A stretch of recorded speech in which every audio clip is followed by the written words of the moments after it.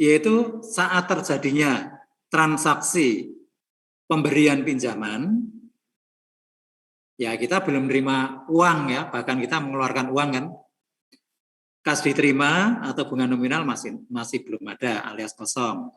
Pendapatan bunga juga masih kosong. Diskon yang diamortisasi juga masih kosong. Nah, nilai buku Wesel saat itu ya sama dengan nilai tunai, sama dengan nilai wajar, sama dengan nilai pasar. Ya, dari perhitungan tadi kan. Nah, kemudian sekarang akhir tahun. Akhir tahun pertama, kita kan sudah berhak atas pembayaran bunga ya. Nah, bunga yang diterima, yang kita terima berapa sesuai dengan kontrak? 8% kali 100.000 sama dengan 8.000.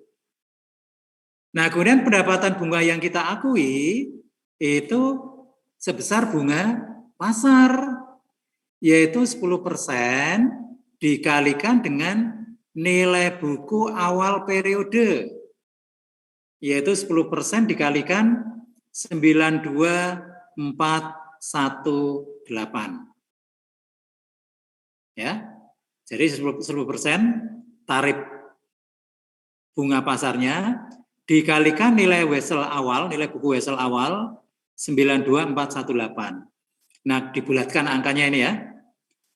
Harusnya kan 9241,8. Nah, tapi kita bulatkan menjadi 9242. Nah, inilah pendapatan bunga yang kita akui. Ya. Nah, kemudian diskon yang diamortisasi itu ngitungnya adalah bunga efektif dikurangi bunga nominal.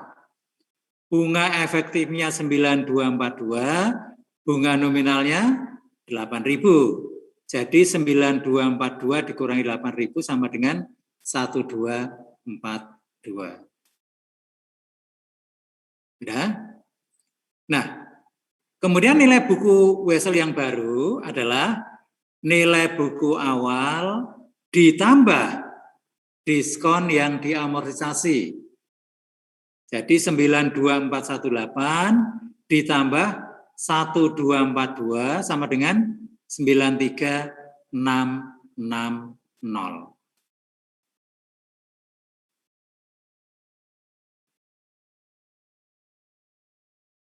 Sudah, Mbak?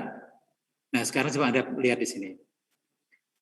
Nah, kemudian hal terakhir yang saya ingin mengkonfirmasikan sekali lagi, dengan demikian pendapatan bunga yang kita akui berapa?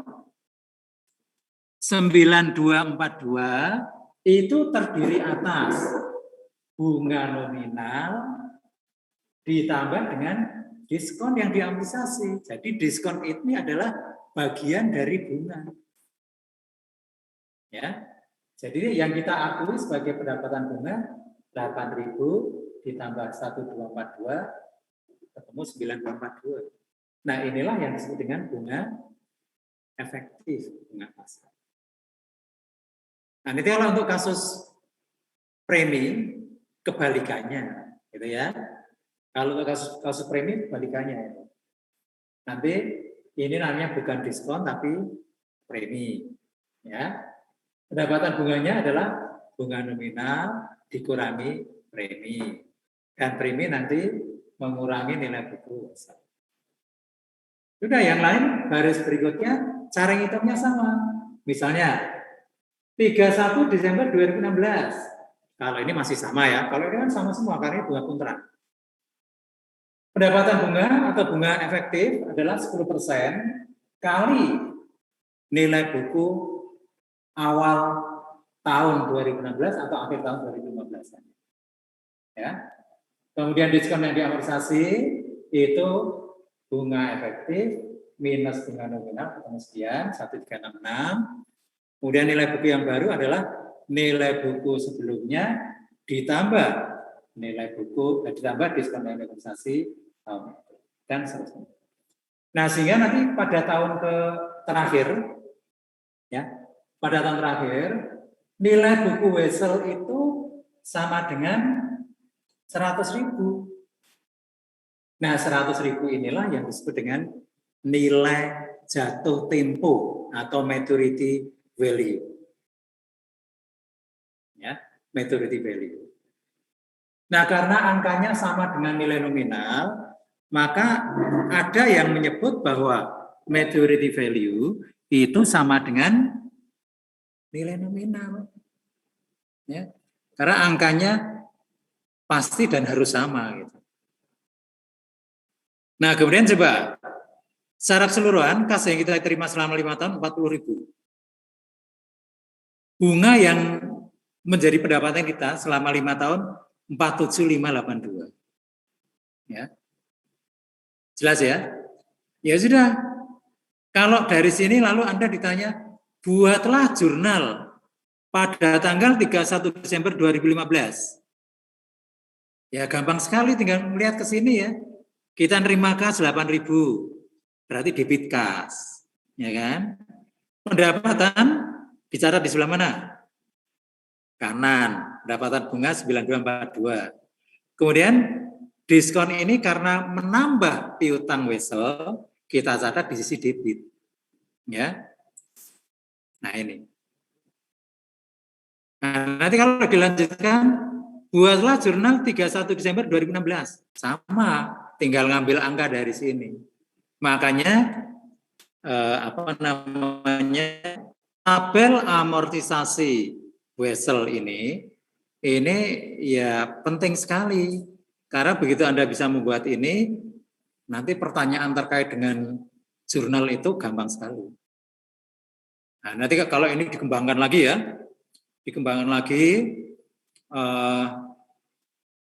kalau untuk kasus obligasi itu, obligasi kan seringnya ada obligasi yang belum jatuh tempo itu sudah dilunasi. Lunasinya pas tanggal bunga atau di antara tanggal bunga. Ini nanti kan acuannya tetap tabel semacam ini. Maka sekali lagi, kalau Anda bisa memahami dua hal, satu apa tadi? Menghitung nilai tunai wesel. Yang kedua, membuat tabel amortisasi. Ya sudah, itu Anda sudah punya bekal yang luar biasa. Tidak hanya untuk piutang wesel, tapi juga untuk 4 chapter berikutnya di HKM 2. Ya. Oke, saya kira itu ya. Nah, kemudian bagaimana untuk wesel tidak berbunga? Ya sama saja. Kalau Anda paham konsep dasarnya tadi, maka ya nggak ada masalah ngitungnya sama persis kok. Ya. Sekarang kan Anda sudah paham bahwa pengertian bunga tidak hanya bunga nominal. Ya. Tidak hanya bunga nominal. Bagian dari diskon itu juga bunga. Nyatanya tadi kan kita ngakui pendapatan bunga terdiri atas bunga nominal dan diskon yang diamortisasi. Ya. Nah, sehingga pengertian wesel tidak berbunga itu hanya tidak ada bunga nominal. Di warkat wesel tidak mencantumkan tingkat bunganya berapa persen. Tapi ya tetap saja kita nanti akan mengakui adanya pendapatan bunga. Ya, oke. Kita lihat contohnya. Pada tanggal 1 Januari 2015, PT Bimantara menerima wesel tidak berbunga berjangka 5 tahun, nilai nominal 100.000. Tingkat bunga pasar untuk wesel dengan risiko sama adalah 6%. Bagaimana jurnal untuk mencatat transaksi di atas? Ya sama. Pertama kita menghitung nilai tunai. Karena tidak ada bunganya, yang kita hitung hanya nilai tunai nominal. Tidak ada perhitungan nilai tunai bunga. Caranya sama persis seperti tadi. Ya, 100.000 dikalikan diskon faktor yang berasal dari tabel 62, yaitu tabel present value of single sum. Kita ambil dari kolom 6%, yaitu bunga pasar atau bunga efektif, dan baris kelima, yaitu jangka waktu wesel. kita dapat